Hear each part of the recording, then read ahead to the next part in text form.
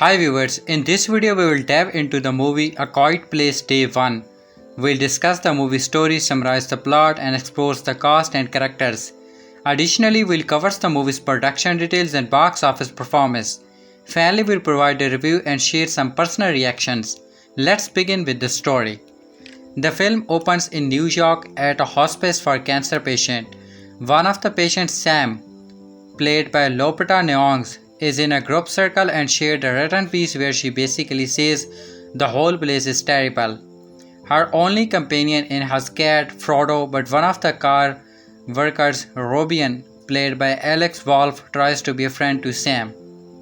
Robin brings Sam and other patients into the city for an outing where Sam wanted to get pizza from a specific location. They watch a children's puppet show, which Sam seems to enjoy at first but quickly gets upset when something unfortunate happens during the show. Sam starts to make her way out of the theater with Frodo when Reuben tells her they need to start heading back to the hospice.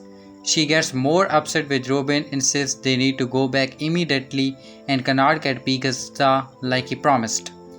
When Reuben says he is just trying to be a friend, Sam coldly says they are not friends before she boards the bus. Sam then notices the other patient huddled in the back of the bus as they see and hear something happening outside. Military troops begin to arrive as meteors start falling from the sky. Soon, alien monsters begin crossing the city and attacking civilians. In the midst of the chaos, Sam gets thrown against a wall and is knocked unconscious. Sam wakes up with Frodo in a shelter along with Reuben plus Henry and other survivors. Sam embraces Reuben after overhearing the military broadcasting a message for everyone to stay put, which also draws the alien away from civilians. Sam tries to catch up with Frodo, who accidentally pushes past a bell and attracts an alien. It busts through the doors but Sam avoids detection. Reuben tries to come up with a plan to get out at the hospital, but Sam is intent on going to Harlem to get pizza from Pet's Day. Outside on the roof, Sam, Robin and Henry witness as the military bombs bridge preventing any way in and out of the city. One survivor starts to freak out and while Henry tries to calm him down, he almost yells loud enough to draw attention and Henry slams his head against a wall, killing him. A backup generator goes off and starts making noise. Robin runs to shut it off, but while he succeeds, his shirt gets caught on something and rips. That noise is enough to lure an alien which kills Robin quickly to Sam's horror. In the morning, Sam takes Frodo and starts heading to Harlem. On the way, he sees two kids and gives her candy. They overhear the military announcing that boats on the south side of the city are taking survivors since the creatures cannot swim. Sam walks in the opposite direction of the crowd heading towards the boats, but the size of the crowd brings the aliens down, causing another frenzy. Sam nearly gets trampled before hiding under a car, but she nearly gets crashed under it before getting to safety. Frodo runs off to get water where he encounters another survivor named Eric, played by Quinn, an English law student who is traumatized by what is going on. He follows Frodo back to Sam. They start walking as it begins to rain heavily, which allows them to speed quietly. Sam tells Eric to go to the boat, which he ends up going with Sam back to her apartment for her pain meds. Eric finds a book of poetry Sam wrote, while also letting the Sam's dad use to play the piano. While the lightning and thunder strike, the two let out chaotic screams.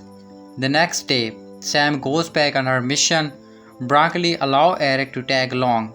She ends up making noise, forcing them to run as the aliens get closer.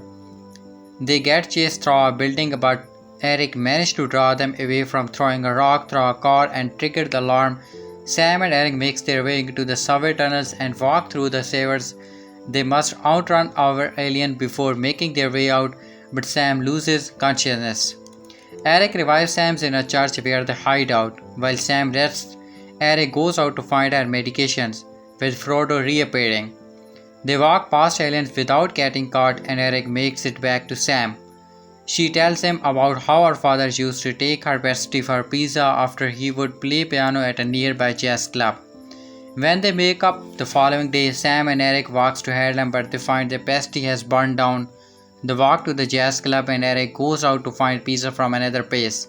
but rice pasty on the box. He then contains Sam by dancing and doing a card trick for her which genuinely impressed her. Sam and Eric then see boats nearby and they start heading in the direction. Sam gives Eric her jacket and tells him to run after. She grabs a crowbar and begins smashing her windows. The alien starts running toward her, giving Eric and Frodo a chance to get toward the boats. Eric eventually kicks a can, bringing the alien in his way, but he managed to jump into the water and get to the boats, with Henry and others pulling him with Frodo brought. Eric then looks in the pocket and finds a note from Sam, telling him to take care of Frodo and to thank him for helping her and showing her to live one last time. Sam walks through the empty street of Harlem, knowing she will die soon either way. Sam takes out her headphone to loud play her music. She smiles just as creature comes down behind her. Now let's talk about the biography of our main characters. The first one is Lupita Nyong'o, born March 1, 1983, Mexico City. Is a Kenyan actress known for her ability to inhabit a diverse range of characters. She won an Academy Award for her film debut in 12 Years a Slave 2013, and her later credit includes the blockbuster movie franchise Black Panther. Early life and education. Nyong'o, who was born in Mexico, grew up in Kenya, where her father serves as a government minister and a senator. She attended Hampshire College, Amherst, Manchester, and while still a student, she served as a production assistant and an intern on several movies. In 2007, he got it with a bachelor's degree in film and African studies. Her senior thesis, the film In My Genesis 2009, was featured at 2010 New York African Film Festival. Nyong'o later assumed a role in the television ministry's Shoga 2009 to 2012 about youth culture in multiple countries across Africa.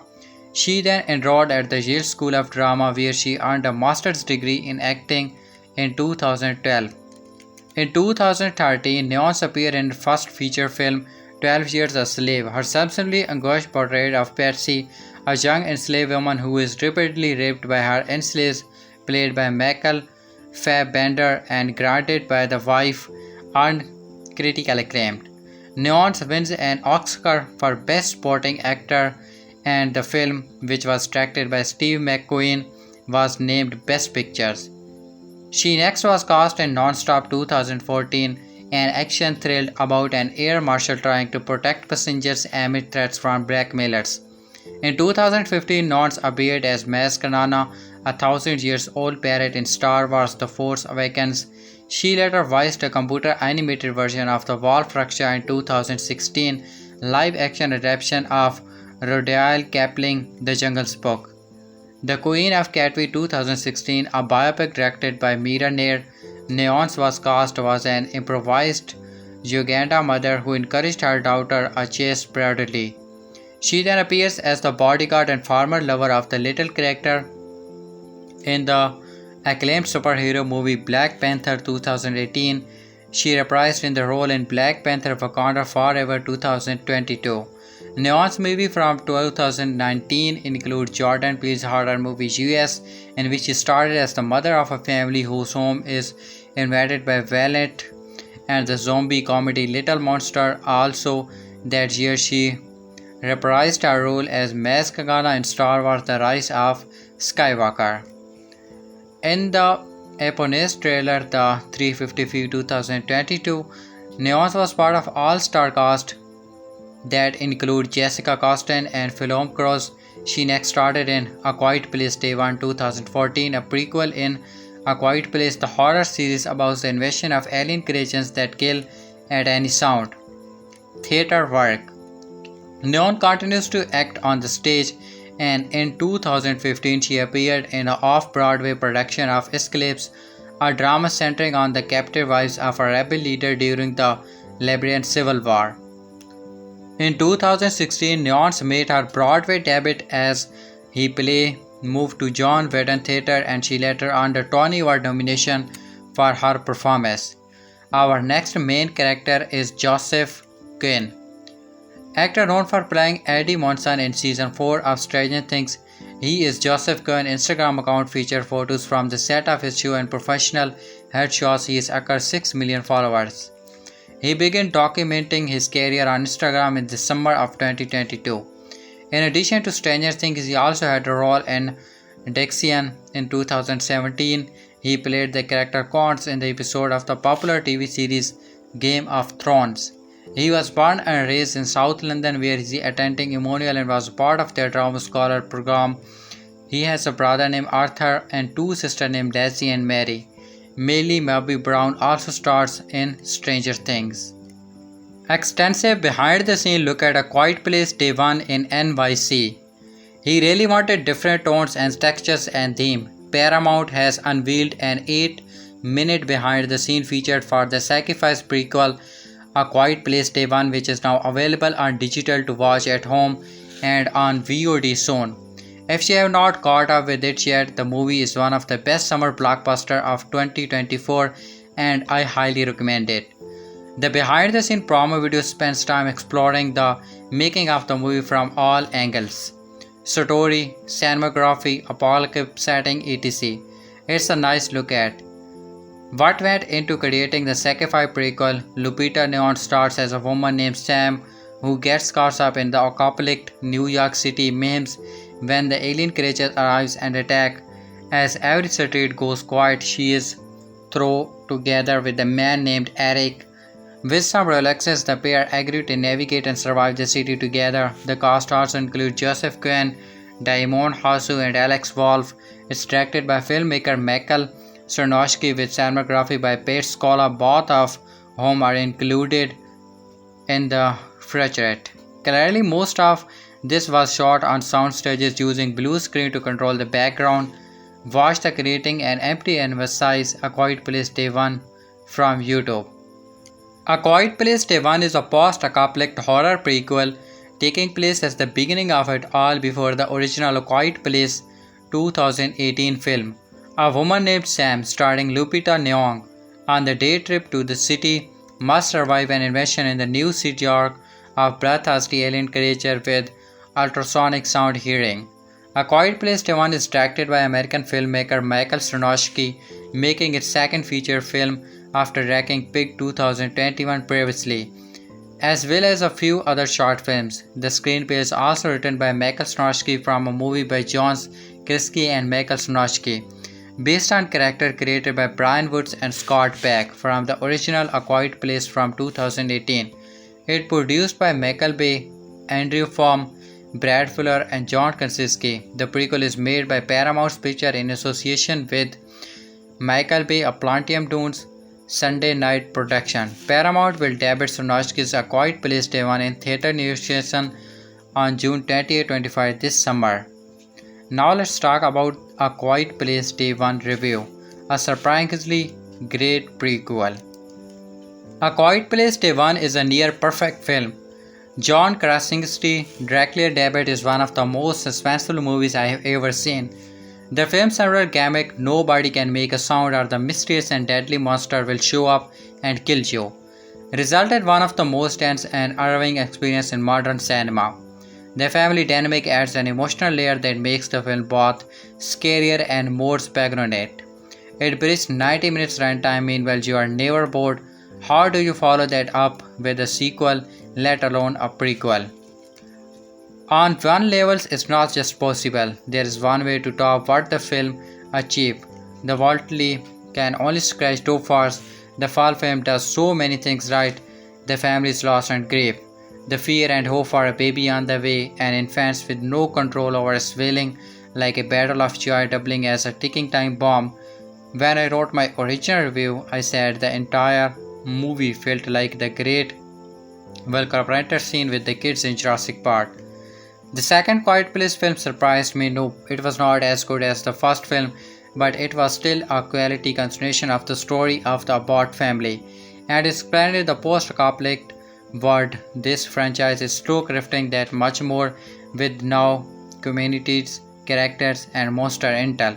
In the first movie, we learned they were weak to certain sound frequencies. In the sequel, water in another chunk in their armor, which made me think of the science. In the prequel A Quiet Place Day 1, we finally see the creature's nest. That's about the only thing we really learned about the aliens, but it's enough. I like that these movies do very well to expand the world and our understanding of the monsters. Sometimes knowing too much about something can make it less interesting.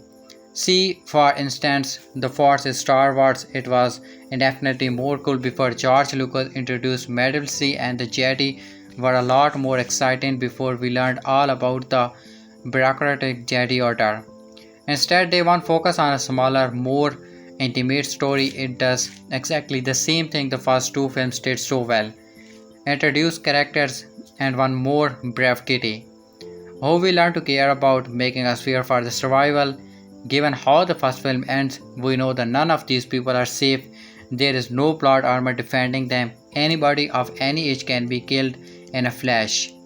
In day 1, we are introduced to Sammy, Lupita Nyong'o. She is dying from cancer. She is bitter about it and angry that her life has come to this. This is she is stuck in hospice, wasting away. I am mean. She tells her nurse, Robian Alex Wolf, she's not a people person but she is a pizza person. It's the only reason she agrees to come some of the other patients on a bus trip into the city. New York City pizza is her holy grail. We learn more about why later. It's a bad day to go into the city, and after a strangely moving planet show where she first bumps into Henry Diamond Hasu, who we first met in part 2, the aliens attack. Mayhem follows a desperate journey through a city brought to ruin in more Howards. Later she meets Eric, Joseph Quinn, and the two embark on the old couple odyssey into the city, looking for pizza and into Sam's heartbreaking past. It's an orderly movie because with lots of calm between the warm Neon's brilliant starts to finish, and I remind just how terrified she was in US and how little I have seen her in recently. Quinn, who Museum recognized the last person of Stranger Things, thought he had an American accent and an 80s hard rock hairdo. It's tumultuous as well as drawing a surprisingly well of emotion and depth out of character with so few lines. It's when these two and Sam's cat Frodo team up that the film really comes up. Day 1 managed to pair the great story of friendship at the end of the world with really tense, very straightforward story with just enough jump scares to keep you on the edge of your seat. Like the first two movies, the one never overstays a welcome, clocking it at 1 hour and 40 minutes. I often lament how many movies these days run 20 or 30 minutes too long or longer. I can easily see how they could have stuffed in another half hour of repetitive action here to put out the film, but instead things wrap up exactly where they should.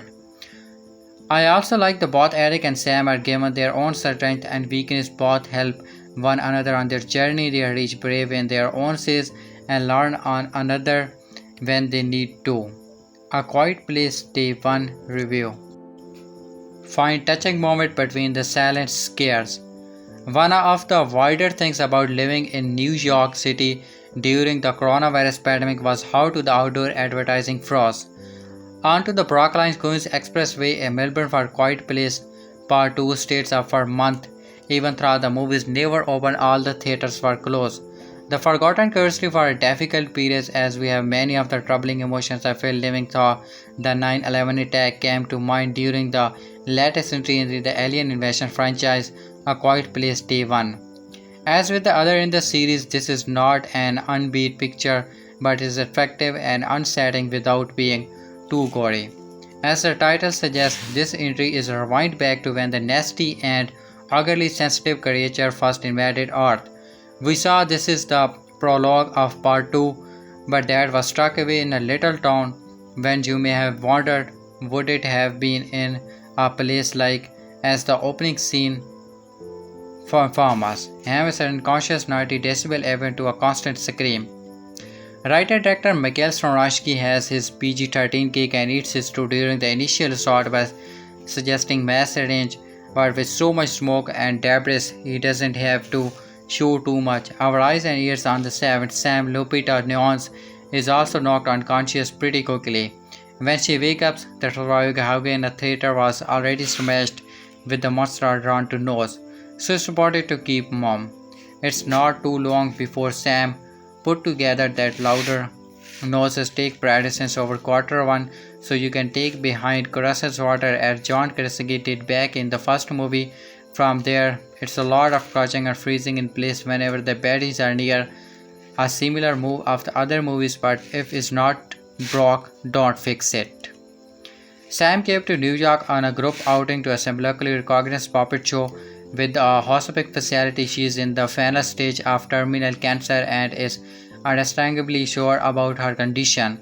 Her prime motivator is coming to New York. Joining Sam on his unexpected journey to her potential doom is her fully yet extreme camera-ready cat Frodo. Suppose it's the year of Soren's causing troubles here. Also along for the rise is a friendly but a little skittish English dude named Eric Joseph Quinn, who doesn't really know anyone in the New York City and is understandably freaked out about all the vicious aliens that keep leaping down from towering buildings and killing people. The two quickly form a bond based on a poor terror and not more talking. This is the heart of the movie. That's a real credit to these two performers and their marvelous expressive faces, telegraphing what is other films would require whole blocks of dialogue with just their eyes. Another good thing about day one is that you'll get a really good look at the alien crawling all over Manhattan from the some sky view shots. We still don't really know why they just want to kill everyone. Are they eating the people? I have seen 3 of these movies and still don't know. But the fear that even the slightest sound that will summon them from anywhere is even scarier in the urban environment than in the previous installments out in the stick. A quick shot of Frodo the cat chasing a mouse implies that, hey, much smarter in just in the nature of these interplanetary freak. For any New Yorker watching, however, some of the movie's effectiveness will be keep apace by some of the fakest looking New York stands and you have seen in a while. With the exception of a few shots, production was held on a soundstage in the UK and in London. It's not a deal breaker not even using the wrong foot and sign of the subway, but it's a little annoying. It just makes me respect movies and shows shoot in Atlanta or Toronto that don't pretend to be somewhere else. But I get it, I had to be New York because the city is an island and as was revealed in part 2, the beasties can't swim. Indeed, Diamond House's character from the film appears here and we get to see the part of the story he told. More importantly, Thra is awakening some of the iconography from 9/11. This is not uncharged group war of the world and Cloud Fight have the pretty well covered. In addition to the first few episodes of the Battlelord Grazia robot, but it's a rich vein for a good filmmaker to tap into and Sarnoski does this way that feels earned, not exploitative. Her previous movie 2021's Pig was another on that could have easily taken a cheap route. The film started Nicolas Cage as the exclusive ex-government thief living in the woods with his prized truffle hunting pig who must face his past demons when the pig is kidnapped. In laser hands it would have cast on crazy Nick Cage and not been the tender albeit strange drama it was. You can say the same sensitivity with performed in A Quiet Place Day 1. Neon's walk from Chinatown to helmet for a slice of pizza even though aliens are killing everyone in the city. On paper that's a 6, but somehow this movie ends up being quite touching in between scenes when it's making you jump. Now let's talk about the full cast and crew of the movie A Quiet Place Day 1, 2024. Lupita's Nyong'o as Mira as Sam, Alex Falls as Reuben, Joseph Quinn as Eric, Daimon Hosu as Henry, Alex Wolf as Robin, Alain Moore as Zena, Alfie Todd as Max, Rooney Ledrew as Mervyn Mondrio, Michael Roberts as Damine, Olgia January as Frightened Man, Thora Sharon as Woman on Boat, Solomon as Scared Woman, Thea Butler as Crying Woman, Alexander John as Priest, Gavin Fleming as Businessman, Benjamin Wrong as Cashier, Avi Berry Varall as Young Sister, Taekwonda Kamalso as Osher, Nico as Frodo, Notch Liveman as Scared Woman, Thransley as Frodo, James Iden as Postbury, Nick Division as Boat Survivor, Daisy Demo Artist as Young Brian, Datrick as Boat Survivor, Ain Hamza as Survivor, Mark Khan as Peserbi, Jesha Noble as Helicopter Pilot, Jennifer Woodward as nurse, Jonathan Shapiro as survivor, Sunjay Mehta as New York street vendor, Malik Jubal as truck driver, Cale Kenny as Fran, Nick Division as boat survivor. The film is produced by Michael Bay, the producer, Vicky D. Rock as executive producer, Brad Fuller as producer, Andrew Form as producer, Alexa Zinn Gibson as co-producer, Jeff Robertson as associate producer, Alison Cedar as executive producer, John Karasangi as producer, Brad Fuller is also producer. The writing credit goes to Michael Sarnoski, screenplay, John Krasinski, story, Brian Woods, character created by Michael Sarnoski, story, Scott Peck, creator created by. Now let's talk about the art department.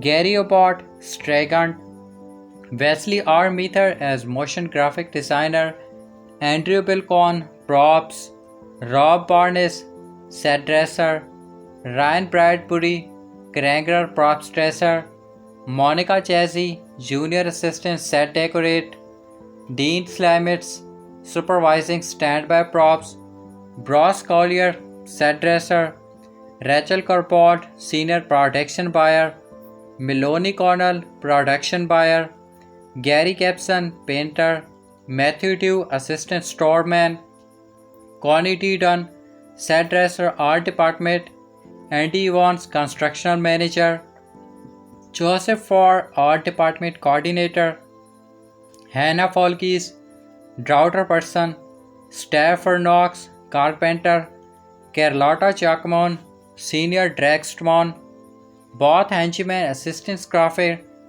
Chris Heap, standby art director, Steve Halsey, construction truck driver, George Hogwarts, pros painter, Marco Luzzi, senior concept, Christopher Kelly, assistant set decorator, New York, Alexandria Cates, standby art director, additional photography, Nate Kimber, graphic runner, Nadine Kizak, graphic designer, Sign Lipscomb as assistant graphic designer, James Miskey as trainee standby propsman, Vine Matthews as jargon carpenter, Hazel Weeks as action props buyer, Nathan Middleton as supervising scenic painter, Sophie Mosberg as art department assistant, Russell Oxley as scenic artist, Lauren Perry as assistant buyer, Craig Price as property master, Adam Rockbrook as road striggers, Victoria Renaud as lead graphic designer,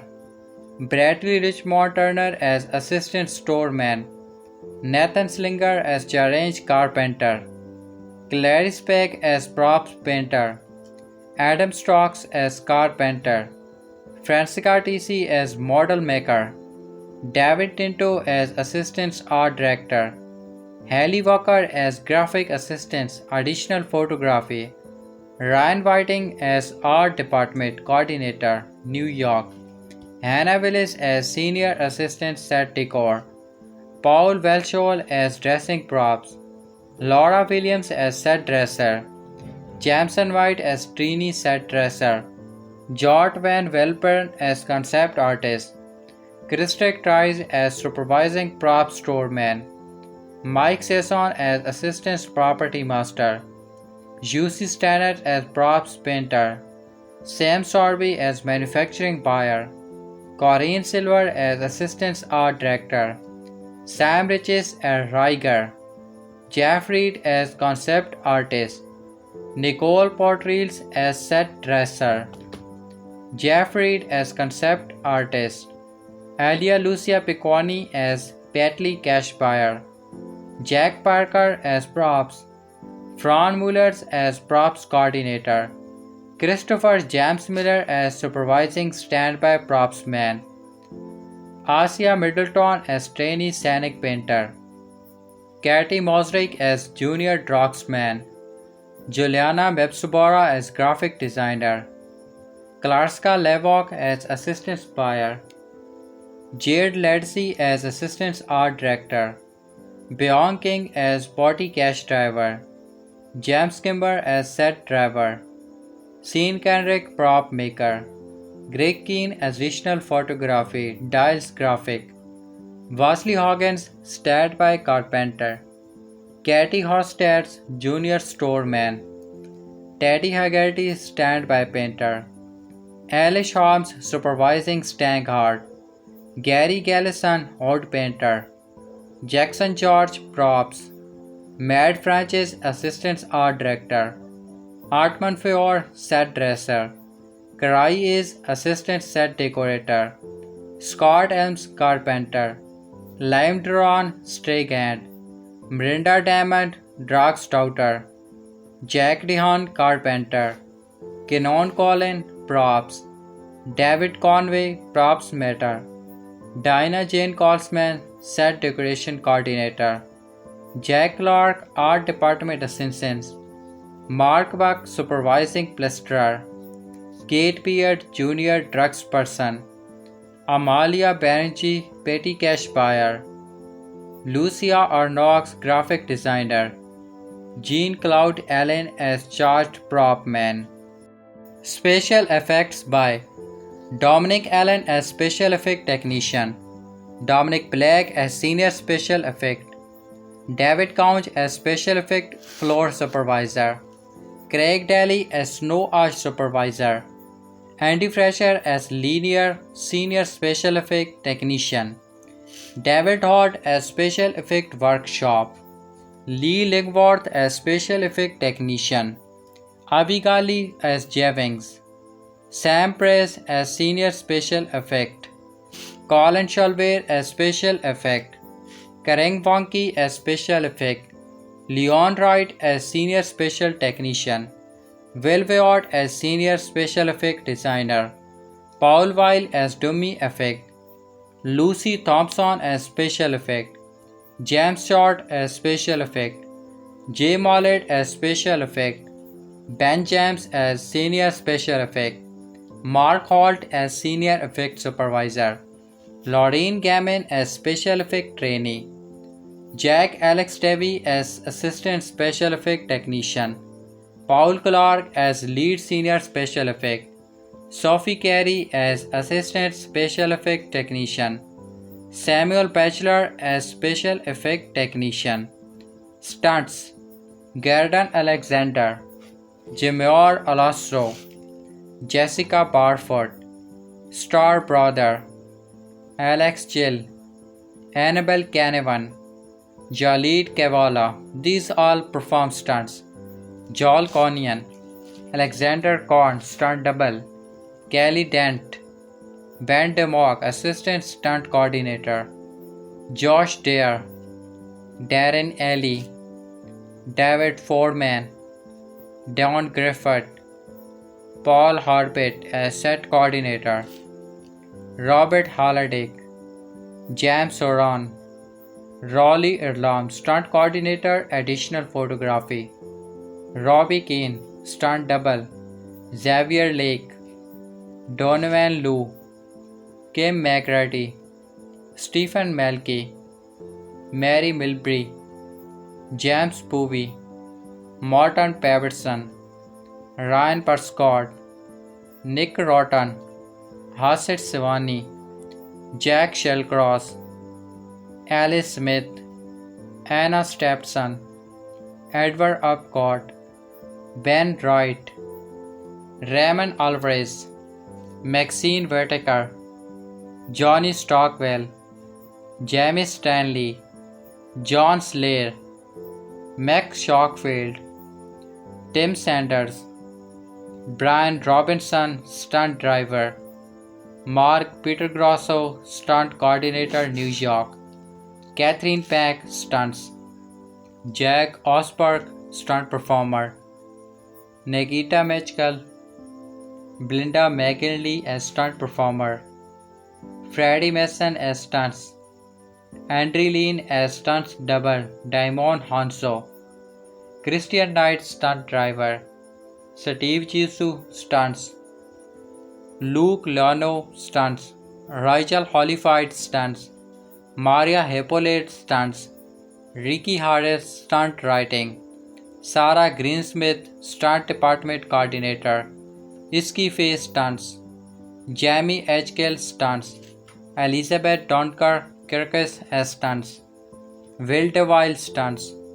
Matt Kroc stunts. Pip Cop stunts. Nick Chopping stunts. Carlos Castillo, John Colway, Andrew Barford, Adam Bossell, Paul Bailey, Lucy Allen. Now let's talk about the sound department.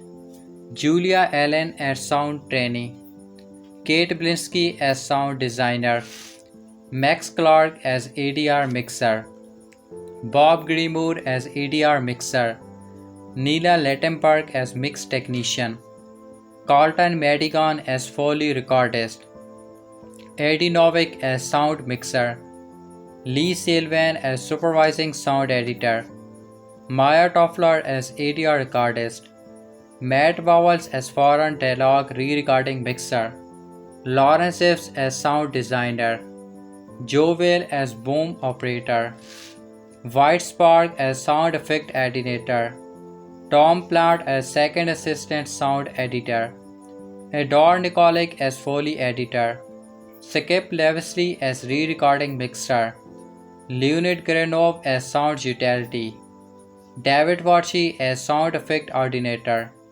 Rick Roffles as ADR mixer, Adrian Bell as sound mixer, second unit director or assistant director, Phil Booth as first assistant director, Zachary Cartella as second assistant director, Capel Dawn as proud PA, Brown Githomi as floor production assistants, Carly Lilhouse as set producer assistants photography, Alexandra Haig as set production assistants, Charlie Lillyhouse as set production assistants, Shamar Maki as floor runner, Rosa Maki as bass production assistants, Zoe Oswell as bass production assistants, Illy Rossell as second assistant director, Josh Sales as third assistant director, Macaulay Tosano as first assistant director, Charlie Vicon as key second assistants, Alice Watkin as set production assistants, Bradley York as set production assistants, Stephen Wolfen as second unit director, Molly Vincent as crowd second assistant director, Guy Trevelyan as second third assistant director, Paul Slavin as first assistant director, Emily Ryan as crowd third assistant director, Mariana Pulsar as look of production, Joshua Marshall as crowd production assistants, Auntie Medidimit as assistant director, Grace James as floor second assistant director, Kinor Hall as assistant director, Nathan Grant as assistant director, James Assis as floor second assistant director, Colson Crawford as additional crowd third assistant director, Glenn Carroll as crowd third assistant director, music department,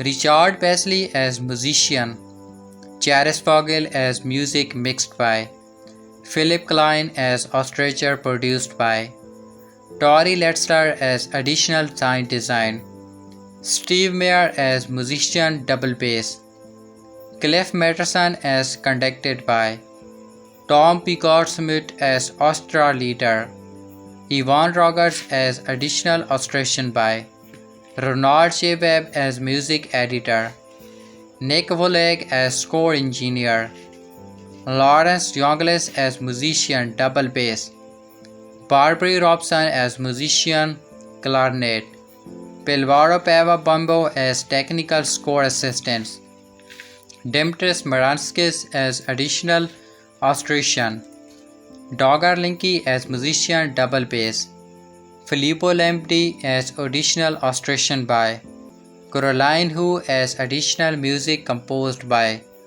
Costa Credis as orchestra by, additional crew, Daigo Ork as looper, Helen Ashton as Dalai coach, Darren Bailey as marine coordinator, Andy Parker as Health and Safety Supervisor, Don Bonner as Looper, Georgia Praton as Production Assistant, Blanca Camacho as Looper, Nancy Seacon as Dominic De Casto, Olivia Egmore as Production Secretary, Felice Fairweather as stand-in, Kayla Francis as Testing Coordinator, Dave Kane as Looper. I feel like I should start out this review by saying I was a big fan of the two previous A Quiet Place movies. They did a great job establishing atmosphere and creating compelling character I could breathe with for the moment. However, they are not movies that moved well when examined under a critical eye. The aliens and their sound issue don't make such sense, especially with how distracted they could be by nature, animals and anything else. Humans would actually fall pretty low on the sounds level when it comes to their daily normal interactions and talking. It is for these reasons I was actually looking forward for a prequel of the film in A Quiet Place Day 1. My hope was the mighty help explain more about these aliens and how they come to figure out that sounds as their trigger. I was particularly intrigued when they had a quality actress like Lupita Nyong'o on board and Michael Sarnoski writing and directing, who was the man behind the compelling film Pig from a few years ago. Unfortunately, those expectation was ill-founded because A Quiet Place Day 1 proved to be another disappointment for 2024. Not only it is a rinse and repeat of the previous two films except in New York City, but it literally provides none of the backstory the little promises. Everyone immediately know to be the quiet and it blaster from a helicopter in the sky, so Nong's character Sam has to make it to the water in order to be saved because the creature cannot swim. That is it. That's the story. That's all the insight we gain. Everyone immediately know how to handle the creature and that they can't swim or tolerate sound. I was left gobsmacked thinking, what does this movie need to exist? It does nothing different than the previous two and I can just watch those if I need a quiet place fix. Neon says goes at that she can deal with material and Joseph Quinn is fine, but one cannot help but wonder why the aliens are not distracted by the noise from all the raids and bars in the New York City. I would think they would be making plenty compared to the relatively small noise from a human. The whole thing is really quite stupid when you think about it, but the truth is I shouldn't be thinking about it because the movie should do something compelling to keep my mind from wandering. Or should it be the same movie we have already gotten twice before? I guess the cat is greedy. Unfortunately, A Quiet Place Day 1 you can skip. A Quiet Place Day 1. In today's state of cinema, it almost seems of its legal requirements to turn a successful film into a franchise that will ultimately become a cinematic universe. With the A Quiet Place series, it has only taken two movies to spawn a prequel spin-off with brand new character and other additions. I might be sounding pretty passionate about this, but the truth is I felt like the franchise needed a change up. I never initially grabbed me as I just thought they were decent. Casting Cillian Murphy is the sequel was straight up the best thing to occur to this series. With a brand new director and cast, A Quiet Place Day 1 introduced some fresh intelligent that are really dark. Could it be a step out from the rest of the franchise? Hating this prequel spin-off is a brand new settling. The Big Apple. And I know a million movies are set in New York, but this was extremely well with the plot of whole franchise. Allowed a city attempting to shoot the fake up, what pushes will be even further in the new cast of character. Lupita Nyong'o is a wonderfully gifted actress that carries every scene he is in alone. Her ability to express with silence is notable as she is the best acting talent in this series has seen. Nyong'o is absolutely fantastic and that's honestly no surprise. The real surprise has got to be Joseph Finn, who is amazing revelation. He also provides awesome face acting and he and Lupita conduct sublime and screen chemistry. You become emotionally invested in them from the start and it's easy to fall into their despair and will to survive. Human spirits and will to survive is a very common tape in a apocalyptic setting, but Day 1 does it extremely well. New York is the ultimate melting pot of people helping people and uncommon relationships blossoming. Having the two main characters too distinctly different and still try to each other. Survivor is downright warm and wholesome. Human connection is deeply rooted in the tone of day one, and I really enjoyed its presence. It may be quiet, but it is sure is exciting. Taking the help from John Krasinski, Michael Sarnoski lead this project as a young artist. After this breakout directorial debut with big start and Nicolas Cage, Sarnoski is given a lot of tools to play around in this New York sandbox. The action is intense and fun and very quickly become terrifying. It's all subtly crafted and keeps you on the edge of your seat. The biggest reward we all collectively read from this scene is how completely silenced your theater become. No joke. I was in packed house and you can hear stomach growling in there. For that fact I appreciate greatly. This is truly a summer blockbuster as well. The movies look decent and sounds fantastic. The sound mixing and editing is truly distracting and it subtly creates a better viewing experience. Some of the movie definitely suffers from the mundane grey look that most blockbusters seem to have at this point, but this with the budget fraction of this movie's cost it can be forgiven. Please see this on the biggest screen while it lasts. This is just a well-smelled movie that gets the juicing flowing. It's not moving montage, not integrating anything unforgettable. But it's an hour and 40 minutes of insanity and fun. Michael Sarnoski does very well with what is given as a director, and you can't deny he shows more vision than Krasinski. Lupita's Nyong'o and Joseph Quinn bring the juice and chemistry while even tagging at your heartstrings at times. Beyond the lockout of Joseph Quinn becoming acclaimed soon, he really does flash great potential as a leading blockbuster star. All in all, there is not much else to say. It's a really good time. There are enough interesting ideas and at least two confident performances holding A Quiet Place Day One together. Even if it sometimes feels like a direct draft of a richer, more complex final film, Pig, directed Michael Sarnoski proves depth at the kind of melancholic subtitle character beats unusually lacking in these blockbusters. But he lacks the skill set for action, an essential aspect of the film like this. His step is feel too impressive and his stakes never high enough to produce actual tension. Still, what could have been a crash tab clearly has loftier aspiration, resulting in film that's never boring and just provocative enough to spark big questions about what truly matters in the world where it's falling apart. The always Greta Lupita's Nyong'o plays Sam, a hospice stage cancer patient who agrees to a trip into Manhattan for a show with her sport group, led by bearded Alex Wolff, who also starred in Pig. The puppet show they attend is fine, but she is really there for a slice of NY pizza, knowing that it's likely the last time she will have a chance to taste something she is so clearly associated with happiness. Making Sam an unstage cancer patient adds an interesting layer to the horror with unfolds how hard do you fight to live when you are already dying. It's only one of several intriguing ideas that Sarnoski's film wake up to but then runs away too quickly, retreating into the thin structure of the survival thrill. Another big question is how do you silence one of the loudest cities in the world? Sarnoski's film informs us that New York is regularly 90s decibel, setting the stage for a movie about how a city filled with the much hustle and bustle stays quiet. But this is not that movie. We never get the sense we are in a crowded city on the first day of the end of the world, as Sarnoski cannot hide that this film didn't shoot in Manhattan, it was shot on London sound stages that make it feel set in a lived-in reality.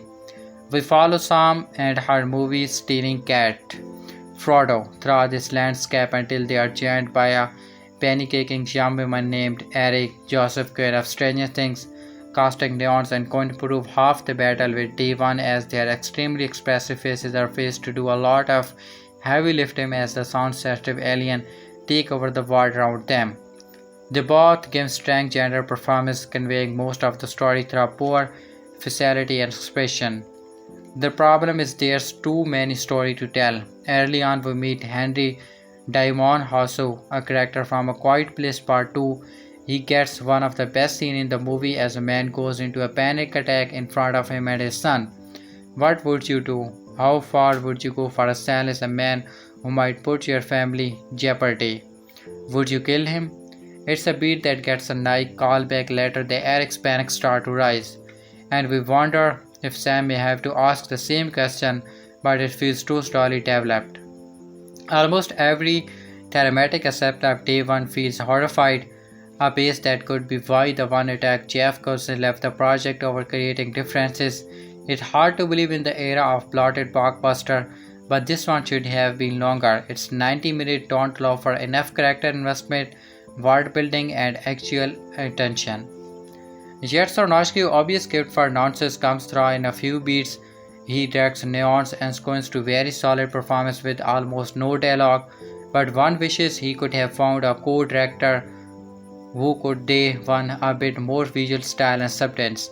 When the aliens are doing get thin, one day falls into a gap between realism and action, never feeling gently tested but never quite like a big budget blockbuster. The minor beats is day one, kids hiding in a fountain to disclose their nose, Eric emerging from a flood subway, a hand over a screaming mouth, Quinn and Neon's amazing eyes elevated above creatingly bankrupt sequel. This is not that. It's too much gang far to write it that clinically. You don't expect anyone to defend it loudly either.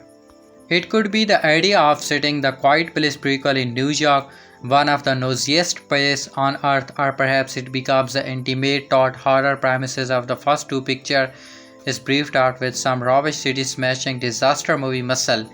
Maybe it's the casting of the always excellent Lupita's Neon is a texture and complex role she plays Sam, a pet and a terminal cancer patient who just want to live a little before she dies.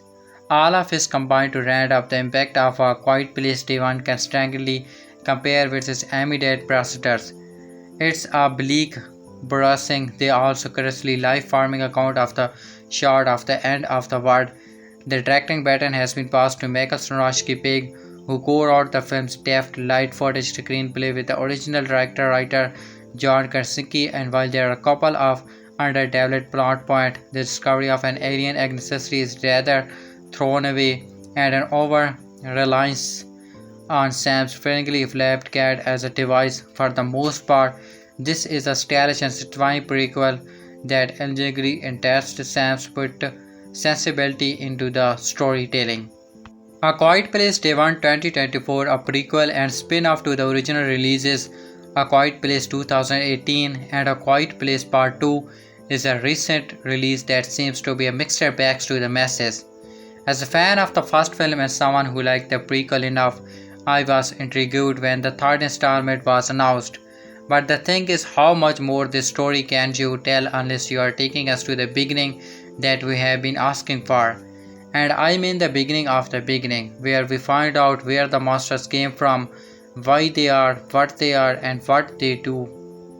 A Quiet Place Day 1 follows a woman named Sam, Lupita's Neons played by, who is dying from cancer. She lives in hospice care, and one day she has been convinced to go out into Manhattan to enjoy a show. The invasion of the alien creatures begins during the show. Lots of people start to die. Sam makes her escape or attempts to with her cat Frodo, and on the way she meets a man named Eric Joseph Quinn. Together they try to get their own visions of escape and survival. Day 1 doesn't have any of the original cast except for Dion, who was in the part 2. There are no deaf people and no sign language. The most you get are whispers and hand gestures.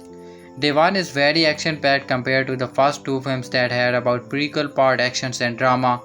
Day 1 does contain drama with Sam's life going through cancer and hospice, as well as her father having died some time ago, but for the most part it's back to back action.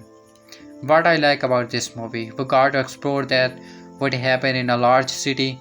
Both of the previous films take place in a more suburban setting where there's still a decent amount of people before most of the children died, but it was not nearly the same population as New York City. NYC is non-stop noise. How will they quiet down? It was fascinating to see. The downside is I don't understand a few things about the noise. How did everyone figure out within what seems like more hours that the monsters were blind and used their hearing to know their surroundings. And then why is the military making loud noise and the helicopters and announcements? Okay, I get that to an extent. You want to alert everyone to the boats for safety, but who made the decision for who makes the announcements? They know now they are going to die because they are being loud. Did the military sacrifice themselves? Did the helicopter fly on autopilot and announcement were made enough the speaker and person speaking was hiding elsewhere? The cat, Frodo, has a special place in my heart because he's just so cute. Noise-wise, a cat was definitely the easier option for the movie. Can't you imagine a dog? No, the dogs probably wouldn't make anything so much more complicated. For the record, the cat lives in the movies, so don't worry about that. But even when you know that the writers will torture you with his well-being, so many cheap Oscars shots I felt were happening. Once, twice was fine, but it seems like every other scene that is something with him they made you think that was going to die. Also, I know the cat was covered, but it was with fabric. How did he came out dry being out of the water the first time they were being chased in the tunnel? Or my eyebrow playing with me.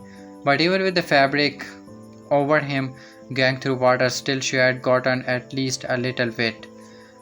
I wish we would have gotten more information about the monsters, but the same thing as the previous film, very little information. Yes, we know they are alien and invading. Yes, we know they are blind and they only choose their hearing, but where did they come from? What are the way out? What we get rid from them? If they make another film, I hope we focus more on that. We have had enough for the typical plot formula of these films now. The ending of the movies was fine. I was student and a sacrifice that made sense. I expected there to be the tight of ending. I didn't think it would be exactly as it was. I imagine it's going one of two ways. We shouldn't have our typical soft ending where she's alone and then she gets to eat the pizza that she was waiting for, or she would have been dead when he did for sacrificing Run trying to get Eric and Frodo to safely on the boat. Neither of us happened. It was a disconnect of headphone from a bomb box and then she was eaten. Bam ending.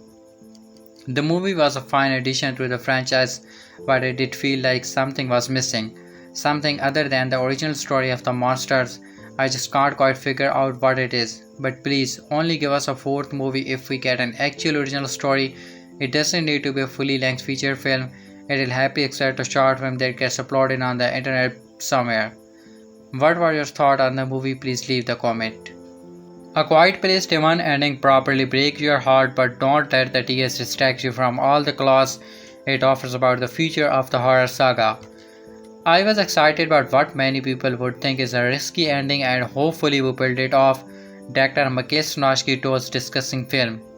I am happy with it. I felt the way when I watched it, but it's a tricky one. It's definitely risky, he added. The prequel made a big noise at the box office with a record-breaking opening weekend and is now available to watch at home. As we wait for A Quiet Place 3, the movie moves the action to New York City and follows Smira, Lupita Nyong'o and Eric Joseph Quinn along with Smira's cat Frodo as they try to survive and get out of the city before it's too late. Even though the Abbott family are not involved, you might still exact same connection to what's come before, especially in terms of where are the new characters are the same of the first two movies.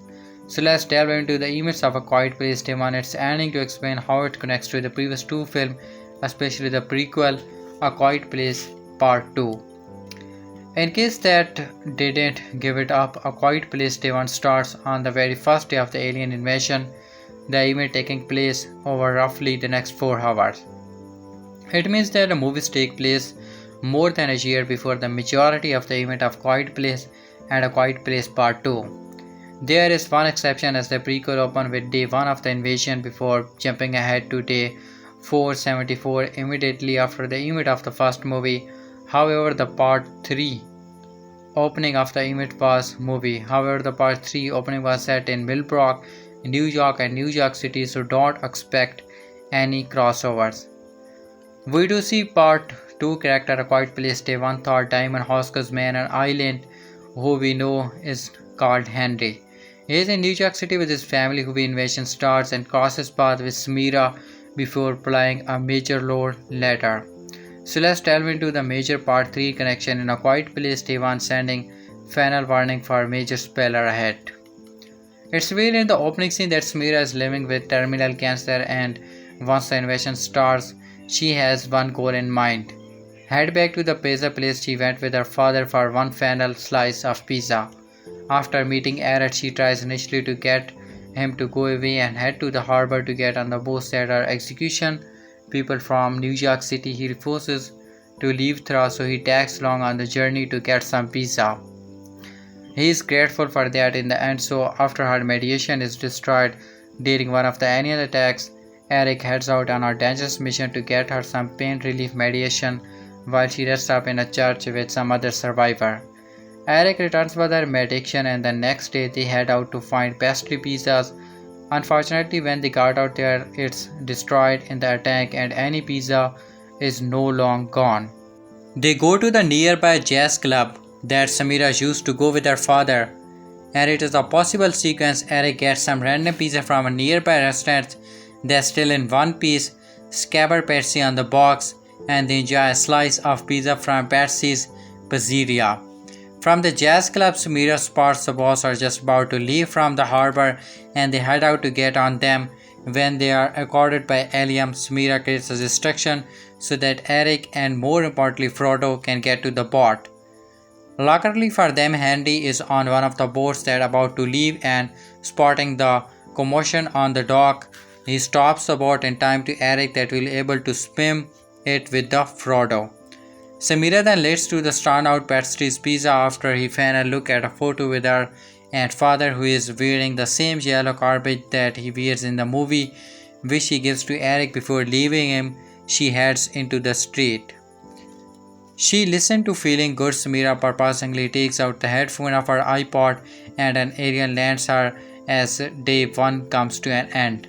Neon told people that she loves how Samira was given agency as until the end she went out of her own terms. I think that is one a very risky story that writer-director Michael Sarnoski used to tell, she added, and it just shows again, even when life is slipping, there is still more life to live until there's not. Sam takes give her agency and her joy, and I think trying to feel like they were seeing her choose to die on her own terms was kind of the fun challenge of it. Sarnoski explained himself in an interview with Discussing Film, I was excited by what people think, put it a risky ending, and I hopefully we build it off. I am happy with it. I felt the way when I watch it, but it's a tricky one. It's definitely risky, he said it. Before that happened, we see Eric safely on the boat with Frodo. He finds a letter in the pocket of the cardigan which Samira wrote to him, thanking him for bringing me home and asking him to take care of Frodo. This is where the part 2 connection comes in, because as luck would have it, Eric and Frodo end on Henry's boat. We know from the sequel that Henry makes it to an island where he set up an sanctuary for survivors. Henry's boat was one of only 2 to make it, so Eric chose wisely. While of course we don't see Eric or Frodo in part 2, as if the one exists, then we can assume that he had also made it to the island in one piece. It currently that writer-director Michael Sarnoski thinks so. Definitely a good portion of those people probably ended up on the island, he told the Hollywood Reporter. I think there's a good chance that they are here, and definitely there's a good chance we are going to see them again. Whether they survived the alien attack that took place on the island on the end of the part 2 is another question. But since that was day 477, Eric did at least enjoy more than a year of peace before having to fight for this life again, and after everything he's been through, we think he deserves it. For more, A Quiet Place Day 1. A Quiet Place Day 1 is now cinema and also available to buy and rent from Prime Video, iTunes, and more in the US. In 2018, Joanne Krasinski's A Quiet Place first introduced us to the family of Lee Krasinski and Karen. Emily Blunt are both survivors of indicating and high invaluable alien spies, often called Death Angels, who viciously attack anything that make a sound, expect each other despite the extremely loud way they attack their pair. The bot struggle was continued in Quiet Place Part 2, meeting new survivors and finding surprisingly way to deal with the alien threat. The new prequel, A Quiet Place Day 1, follows brand new character Sam, played by Lupita Nyong'o, and Eric Joseph Quinn, set adrift in New York City on day 1 of the alien attack. The new setting and memorable new character providing the closest and most extensive look at the Death Angels arriving the audience have seen so far. And the very first look at the devastating effect on the packed urban centers, it also provides an unexpanded, though still partial, look into some survivors who come to lead the island of colony of A Quiet Place Part 2. With so much packed into the film, let's take a look at everything they went down in the bittersweet funnel. A Quiet Place Day 1, Sam is a cancer patient and hospice resident who leads into a Manhattan with other residents and nurse Robin, played by Alex Waff, to see some puppetry. Their trip is interrupted by the Death Angel's initial descent from the stars, destroying the bus, killing many, and starring Sam and Reborn among the terrified initial survivors. Here they first meet Henry Diamond Hansu, the man who eventually comes to lead the island survivor community that audience meet in A Quiet Place Part 2. Sam's end up heading off alone, save for her adorable cat Fraud, on her true mission returning to Harlem and finding a slice of pastry pizza, despite everyone being told to get to water as the aliens can't swim and survivors are being rescued on government mandated sports. Sam is determined to make it to Harlem. She comes to meet her most important human companion, Eric Joseph Quinn, a displaced British law student in New York, and the pair of unlikely travelers journey together to Harlem, despite Sam's initial attempt to get rid of him, changing each other's lives along the way. Eric first appears from inside a Florida subway tunnel, shocked, terrified, and clearly overwhelmed by trauma. He is speaking but catches his breath when he sees Frodo peering down at him from above. Locking eyes with the cat snipes way him back into a focus. He subsequently finds Sam. Her mind is entirely set on returning home to Harlem, and the frightened and isolated Eric has nowhere else to turn it and doesn't want to be alone. So follow Sam and Frodo on their journey. Despite her best attempt to lose him, the pair end up proving useful to each other. Sam's keep a cool head amps his crisis, no doubt added by her history of wrestling with her own currently mortality, while Eric has a complementary physical strength to help Sam when Babe proves too much. The unlikely traveler help each other survive his heroic circumstance and is doing so they subtly become friends against an increasingly dangerous apocalypse. Saving a cat from creature has a strong pedigree is a monster movie history, famously in Ridley Scott 1979 classic Alien, even Parker an influential somewhat and famous screenwriting book, making it both amusing that the cat and specifically the regular task of finding, transporting, or saving it was so integral to the protagonist's meeting. In this particular franchise, it's also a smart plot device given Cat's reputation as silent predator with adorable faces. As the duo gets closer to Harlem along with Sam's health depleting by the second and discover the reason for Sam's evasive journey for Harlem peace against the flow of panicking people. Sam has strong, comforting childhood memories with her father before his ultimate death, also from cancer, specifically seeing him from jazz and grabbing Patsy's pizza, facing her own mortality at the end of her project. Less pain and what could be an apocalypse has made Sam want to revisit and remember that warm memory above all else. When Eric and Sam discover that getting Patsy is no longer possible as the building has been destroyed, Eric has an idea what if they find the jazz club she so associated with her father. Here they share some whiskey and Eric tracked down pizza from another restaurant and write Patsy on the box. The new friends shares a beautiful set of moments, and with Sam's mission complete, the pair set out to hit the shore before the boats leave the harbor. The very specific protagonist's goal may seem strange at first, but it's an original moving spin on some classic themes in film and literature history. The long journey home has been a stable theme in Western literature since Homer's Odyssey, inspiring a variety of work of literature and film like Oh Brother, Where Art Thou? The film also shares a theme with the classic of film history, often considered one of the best films of all time, Citizen Kane. The film's central mystery starts with the dying of the world news magnate Charles Foster Kane, or Saul Wallace, who utters Rossbone on his deathbed, who come to discover that his dying moments he was reflecting on a moment of innocence from his childhood Robson was his childhood slate, just like Charles Foster Kane. Sam's thoughts are on warm childhood memories at the end of her life. How does A Quiet Place Day 1 end? Sam and Eric find the harbor, seeing both a set of populated ships preparing to depart, and clearly the Death Angels lines up at the shoreline. The creatures can't swim, and those are furiously patrolling the space between Sam and Eric, keeping the dew from easily heating to shore. Sam steals herself and puts her yellow jacket on Eric. They band our beloved cat. It's clear she wants him to survive and to cheer on her beloved feline friend.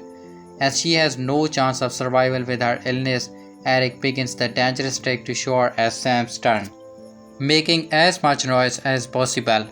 The distraction allows Eric and Frodo to board the ship, one populated with Henry and presumably other survivors that will create the island colony of A Quiet Place Part 2. Eric later finds a heartwarming note in the jacket pocket. Saving Eric and Frodo had been Sam's plan following the rekindling of her childhood memory. The final scene belongs to Sam alone. She takes one last walk through the deserted streets of Harlem, listening to Nino's Summer's Feeling Good.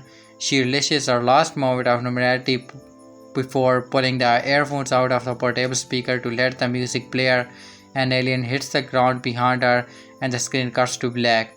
It's fair to assume that Sam immediately gets killed by the Death Angel, but hey, at last she went out feeling good and having made her way home. A Quiet Place Day 1 is now playing in the theaters. A Quiet Place Day 1 basically ending sees Lupita Nyong'o's Sam listening music to Feelings God of Nina Simone's, written and directed by Michael Sarnoski's. A Quiet Place Day 1 reviews has been positive for the most parts, and the prequel spin-off follows the first few days of the alien creature's arrival. Sam and Eric arrive at Pat's Tree only to realize that it was destroyed, so they go to the pizza club Sam's dad used to bring her. As a kid, Eric tries to make Sam feel better by pretending to be a musician and later bringing her pizza. At some time together, Sam and Eric take to the street with Sam's cat.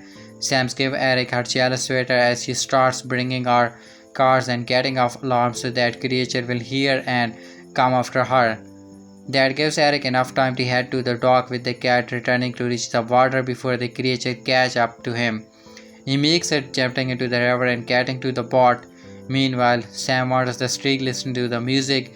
She pulls out the earphone jack that sounds, alerting the creature as they appear behind her. Sam removing her earphone and letting Nina Simone's music play out loud was purposeful. Sam knows A Quiet Place alien creature would be alerted by the sound. Day 1 ends before Sam's death is shown on screen, which draws her death into a question. But Sam drawing the creatures to her meat, she knows they would attack her, all but confirming her death. It's hard to believe Sam would run away considering her decision. While it's possible she managed to escape and could appear in Quiet Place Part 3, Sam's death at the hands of the alien hunter seems inventable. Teasing her death rather than showing it also more effective for A Quiet Place Day 1's ending. The character had already been tough a lot and seen death all around in the few days of the alien's destruction. She was at peace at the end of the film, and knowing her death would have undermined that. Sam risks her life making noise throughout the street so that Eric can catch the boat headed off the island, the same island where Daimon Hansu, A Quiet Place Part 2's character, is first introduced. Sam's playing Nino Summer's Feeling Good is symbolic of how she felt at the end of the Quiet Place prequel. She was at peace, having finally felt alive again, so far long feeling defeated while awaiting for death to claim her. In her final moment, Sam is happiest she's been a long time. Sam was able to return home to discuss memories of her father and have some pizza. Crucially, she had made a friend in Eric who genuinely cared for her. She was close to dying for a long time, having been in hospice care, so it's possible she felt it was her home to go. Sam got the chance to feel alive again. Perhaps she wanted to go out on a high road and die on her own terms with no fear. Despite not hunting Eric to follow her around initially, Sam grew quite close to him thoughtfully. A Quiet Place Day 1, and although it was a worthless exchange, Sam likely gave Eric her yellow sweater for sentimental reason. I was something Eric could keep to remember her. It was tangible, a piece of herself that would provide him comfort outside of her cat. Sam could have easily slipped her note into Eric's pocket before he left, but the act of giving him something that belonged to her was a more intimate act, one laden with emotional. In A Quiet Place Part 2, it was confirmed there were two boats that successfully made it to the island. There was a lot more boat and people, but the nose of the boarding the boats drove the creature to the water and they killed almost everyone there, leaving only two boats. They were headed to the island. However, the end of the Quiet Place Day 1 only shows one of the boat mentioned and none of the boarding kiosks that accompanied it. It's possible the second boat had already sailed and made it to the island. It could also be the second boat was simply off screen or that the filmmakers simply forget to include it, but the fact that it was not prominent in the final moment of A Quiet Place Day 1 is odd, especially since the initial boarding process is not shown at all. A Quiet Place Day 1 sees Eric make it onto the boat, which pretty much confirmed he made it to the island alongside Damon Hansen's character with that in mind. It's possible A Quiet Place Part 3, which was confirmed following the box office success of A Quiet Place Part 2, will include Eric. He could appear as one of the island survivors following the creature's attack at the end of A Quiet Place Part 2.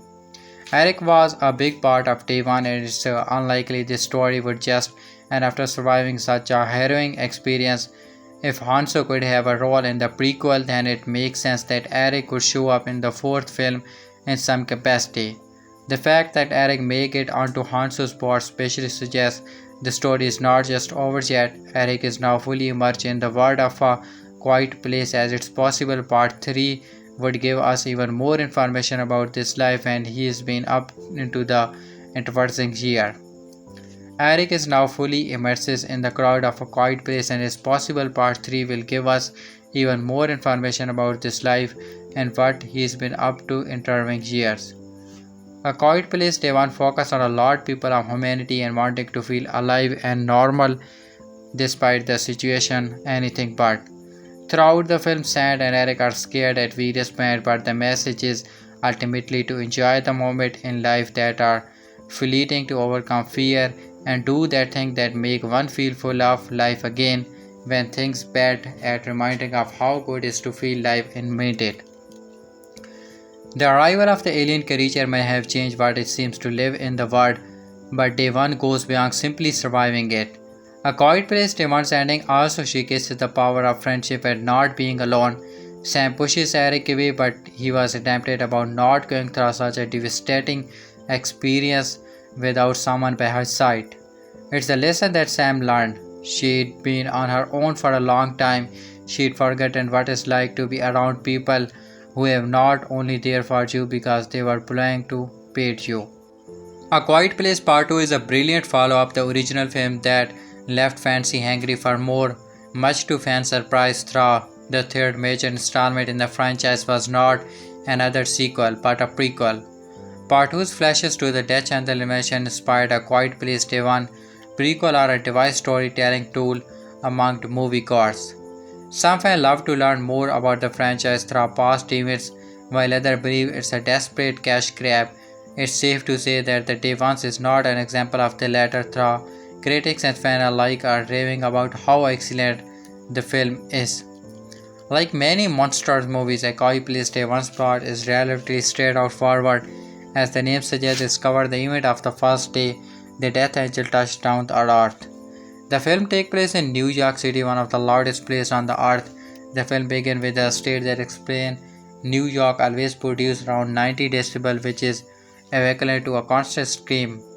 The Death Angels are large, aggressive, and blind species that have heightened hearing. Beyond that, A Quiet Place keeps the audience in the dark about the species. Even Day 1 didn't elaborate on what they are and where they have come from. It did, however, confirm the theory they are attracted to Earth by how loud it is, especially around massive cities like New York. Day 1 follows Sam, a cancer patient who doesn't have much time left. Sam has a survived cat named Fredo who acts her as constant companion in her and outside the care home she lives in. Sam and Frodo join one of the Sam's nuts on a trip into the city to see a puppet show and have dinner. During the show, the city shifts into a state of emergency before Sam and the other can retreat to the care tomb. Death Angel descending upon the city, killing anyone who make a sound. Wards the press quickly about the need to stay indoor and remain as silent as possible, but hiding from the Death Angel only lasts so long. Eventually, something will make noise. For example, Sam runs over some broken glass while chasing after Frodo, and that is enough to alert a nearby Death Angel. While Sam is terrified, she also realizes that she doesn't have much time left. Her cancer is terminal, and she is already overlived her doctor's projections. Instead of fleeing into the water and escaping via a boat, the Death Angel cannot swim, so water is the only safe place humanity can go. She decided to go to Harlem to visit her favorite pizza shop, Percy's Pizzerias.